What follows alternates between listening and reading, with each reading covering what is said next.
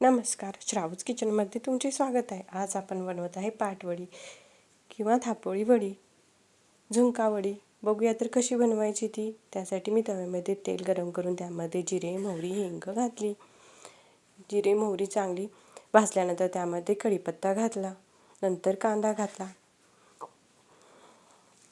कांदा चांगला भाजून घेऊ. त्यानंतर मी त्यामध्ये हिरवी मिरची आणि लसूण बारीक करून घातला. हळद घालावी आणि कांदा चांगला भाजून घ्यावा. इथे तुम्ही बघू शकता कांदा आपण लालसर रंगावर चांगला भाजलेला आहे. त्यामध्ये पाणी घालावे, चवीनुसार मीठ. उकळी आल्यानंतर हरभऱ्याच्या डाळीचे पीठ त्यामध्ये थोडे थोडे करून असे घालून घ्यावे आणि घट्ट असा झुणका बनवून घ्यावा. तो वाफवून घ्यावा. तर तयार आहे आपला घट्ट असा झुणका. वरून कोथिंबीर घालावी. तुम्हाला वाटल्यास तुम्ही त्यामध्ये थोडे तेल घालून परत झाकून ठेवू शकता. तयार झालेला झुणका ताटाला तेल लावून गरम असतानाच असा हाताला तेल लावून पसरून घ्यावा.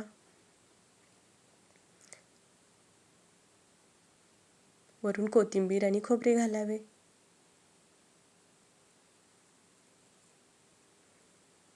आपल्याला हव्या त्या आकारामध्ये वड्या पाडून घ्यावं. ह्या वड्या पटकन होतात आणि खायलाही खूप छान लागतात. तर तुम्ही नक्की करून बघा ही झुणका वडी किंवा थापोळी वडी.